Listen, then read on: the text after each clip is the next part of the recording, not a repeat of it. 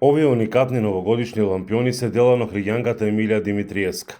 Ги изработува рачно, при тоа користејќи специјална техника позната како пирографија или wood burning art, каде се работи на дрво. Најмногу интерес имам за лампиончиња, пошто ги правам и персонализирани.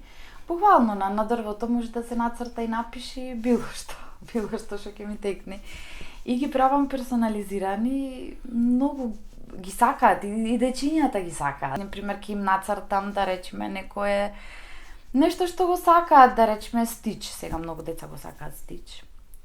Тоа од цртам филм. Изработувам и како укравчиња, тоа почнав лани да го правам, па додавам некои ситници, гранчиња, свекничиња, сепак основата да му е дрво. А се почнало сосема случајно за време на ковид пандемијата, кога пребарувајќи на интернет нови начини на уметничко изразување, стапила во контакт со американка со чија што помош ги совладала техниките на пирографијата, односно обработката на дрво. Може да се работи и директно со пирографот, но најдобро прво сликата се пренесува на дрво, па после се гравира и останува вечно на дрвото. Идејата секогаш 99% ја цртам со молив.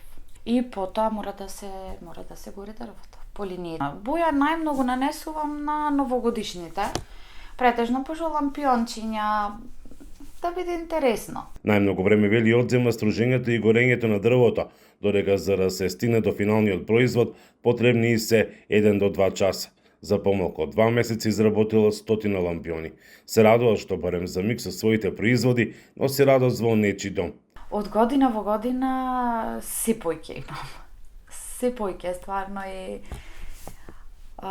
заинтересирани се. Во 2023 година Емилија се пријавила и на надпревар за изработка на производи од дрво со помош на пирографија на Инстаграм, каде е била единствената што не била американка и што не живеела во САД. Јас сум единствена од сите нив што не можам да си дозволам професионален пирограф да си купам, пошто немав начин да го порачам. Се пријавив, ги почитував сите услови, сите правила. Секој ден цртав, секој ден пуштав видеа, слики и скроз неочекувано победив. И го добив пирографот. Емилија по професија е лаборантски техничар, па ја прашавме како наоѓа време за двете работи. Па со оглед на тоа што работам во лабораторија, јас сум и лаборант, лаборантски аналитичар, е захтевно, пошто мене работата не ми е да седам на работа, сепак сум во движење, сепак работам многу одговорна работа и одморање ми е кога ќе седнам тука и кога ќе ги видам дрвава, тогаш одмарам. Тоа го правам претежно навечер. Плановите на оваа млада девојка, која од секога се занимавала со цртање и сликање, се да изработи своја веб страница, која би функционирала како онлайн шоп и каде на едно место ќе биде достапно се што таа прави. Присутна е и на социјалните мрежи, а на Инстаграм има повеќе од 2000 следбеници. Од Охрид, за Гласот на Америка, Мики Трајковски.